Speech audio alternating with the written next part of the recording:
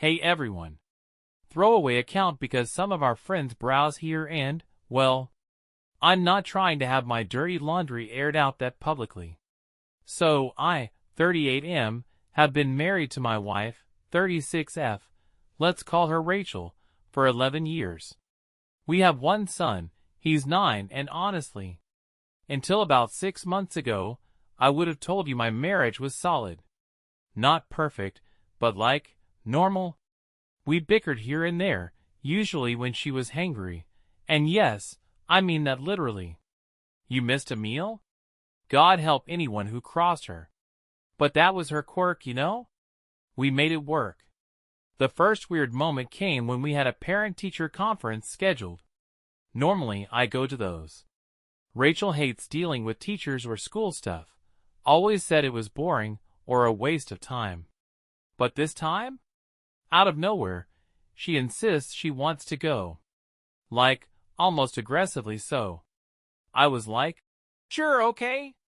She gave me some line about how I'm always the one who handles school things, and she wants to be more involved. Sounds great, right? Healthy co-parenting and all. Except, it just didn't feel like her. She was excited about going to meet our son's 4th grade teacher, and dressed up. Like, curled hair, heels, perfume kind of dressed up. But I shrugged it off. I had no reason to be suspicious. Not yet. It wasn't dramatic. No movie-style slamming doors or midnight shouting matches. It was subtle. The kind of change that only someone who's really paying attention would notice. But I was. She started being nicer to me, in a creepy, overcompensating way. Like, she brought me breakfast in bed 2 days in a row. Rachel. The same woman who once called me a lazy waffle gremlin for sleeping in on Sundays. I joked, "What did the teacher say, that good, huh?" And she laughed, but not really. More like that forced, "Aha, please stop asking questions" laugh. Then came the phone guarding. Rachel used to leave her phone on the couch, in the bathroom, on the damn car roof once. Now it was always face down, locked tight, and on silent. She also developed a sudden passion for night walks, too. Clear her head, which is rich considering she's allergic to fresh air and mild physical exertion. But the thing that really messed with my head? Our son, Eli, started saying things like, "Mommy's friend Mr. D is really funny." Or, "Mr. D says Mommy's the coolest mom." Mr. D, by the way, is Mr. Denson, aka my son's teacher. Mid-30s fit, always smiling like a toothpaste commercial, the kind of guy who volunteers for recess duty and probably has an acoustic guitar somewhere in his classroom. The same guy she met at that parent-teacher meeting she insisted on going to. And suddenly, all the pieces started clicking into place. I didn't know anything yet, but I felt it. You know when your gut is just screaming at you, but your brain keeps saying, "Don't be paranoid, don't be insecure." Yeah, I was living in that split. And something was definitely wrong. Alright, so after a week of pacing around my own house, like a guest in someone else's life, I hit my breaking point. I'm not the snooping type. Seriously, I'm the guy who once ignored a $300 charge on our credit card because I figured Rachel probably had a good reason. But something about this felt different. There was a pattern, a weird energy, and my gut wasn't letting up. So yeah, I did it. I waited until she was in the shower, longer than usual, humming some song like she was living in a rom-com, and I checked her phone. Password had changed. Of course it had. That alone made my heart drop, but I'm not proud to say I've been watching her type it in for the past few days. Kinda pathetic, but when you're on the edge of crazy, what's one more step? I got in. First stop, texts. Nothing. A few messages from coworkers, her sister, and one weirdly enthusiastic message from Brenda PDA about cookie donations. No Mr. Denson. Then I checked Instagram DMs. Bingo. His name wasn't even disguised. Just, Mr. Denson Red Apple. I opened the chat and immediately felt like I'd taken a punch to the lungs. Flirty messages. Memes. Inside jokes about me. One message said, "You're way too hot to be with someone who wears socks with sandals, grinning face with sweat." A direct shot at me. Because guess what I wore to the last school function? Yep. Socks. Sandals. Shame.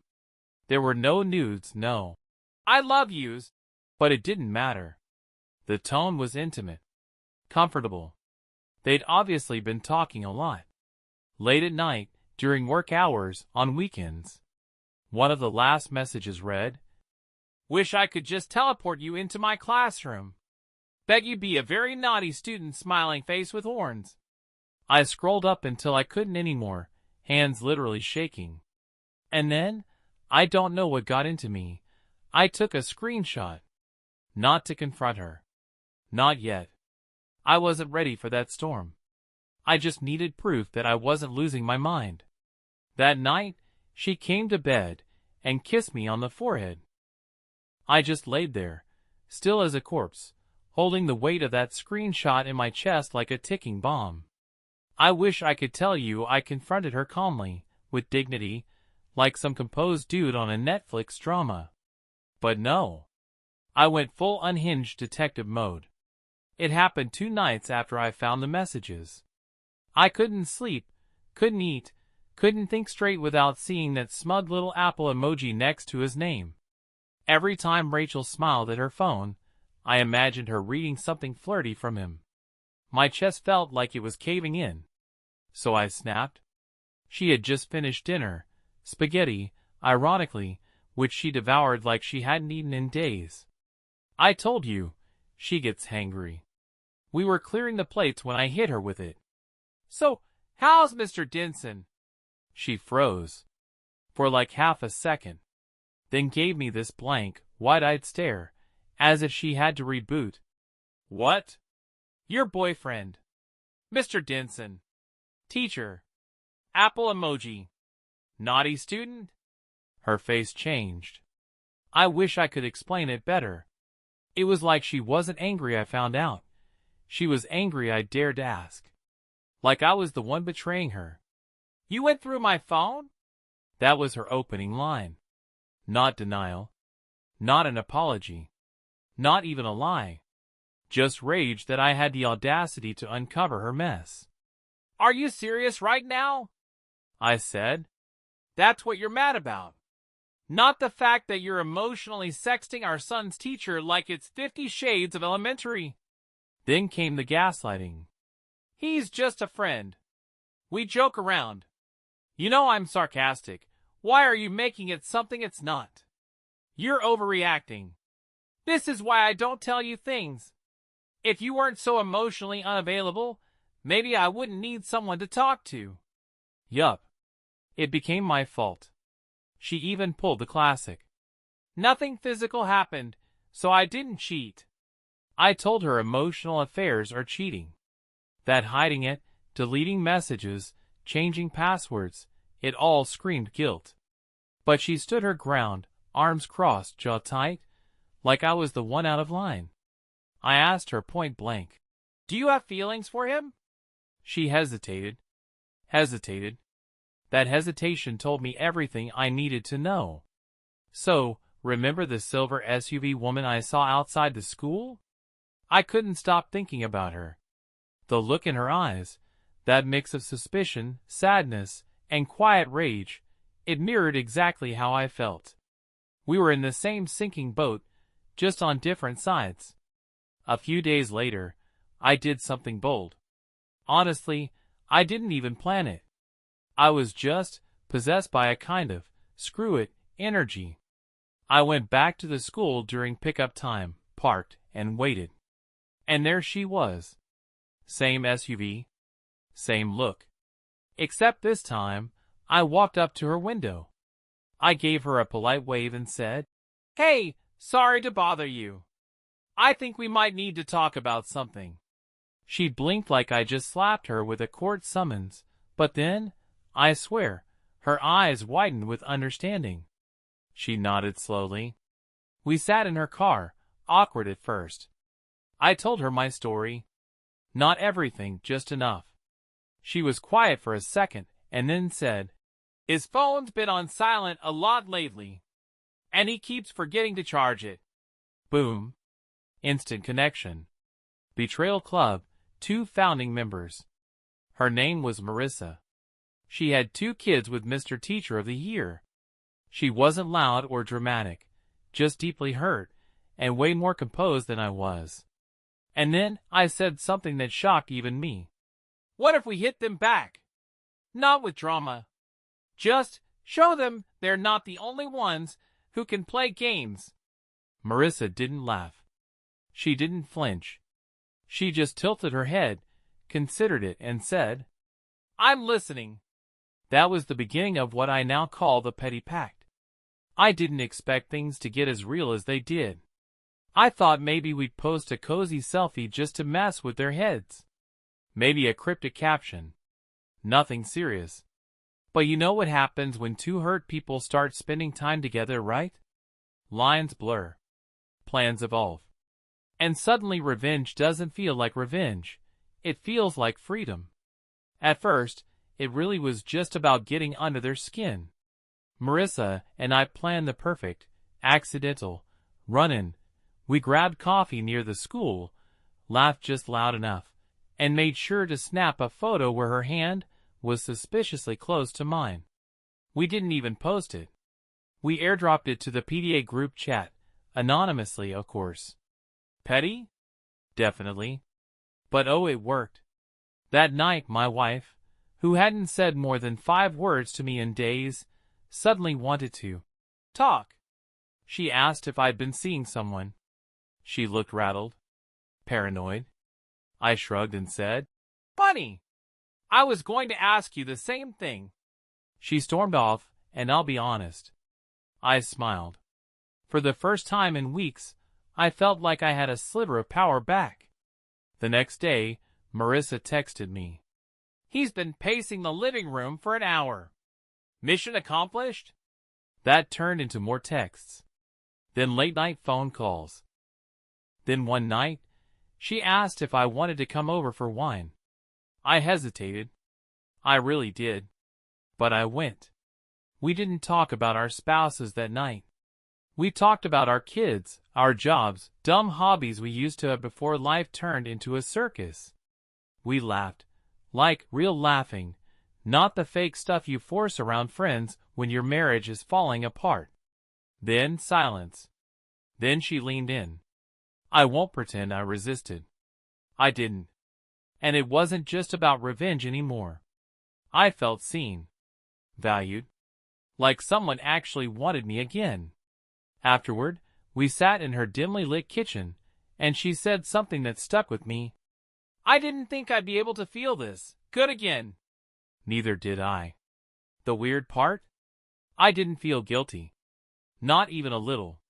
My wife made her choices. She gave her loyalty to someone else. All I did was stop being a doormat. Still, I knew things were going to spiral. You don't light a match like this without expecting fire. And the fire?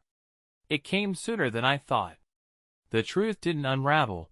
It detonated.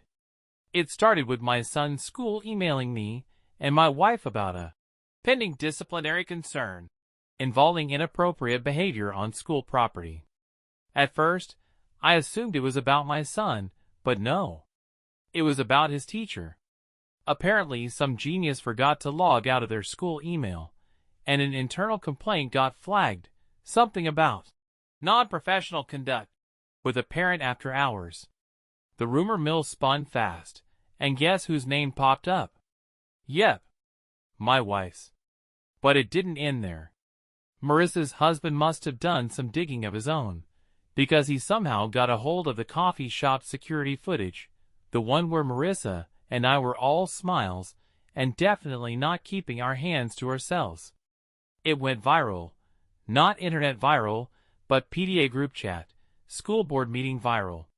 Within 24 hours, both my wife and the teacher were asked to Step away from extracurricular involvement. And Marissa's husband sent out a mass email announcing his intent to divorce and naming both parties. Full names, no shame.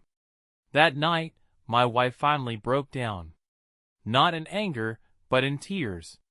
Ugly, mascara-running tears. She said she didn't know why she did it.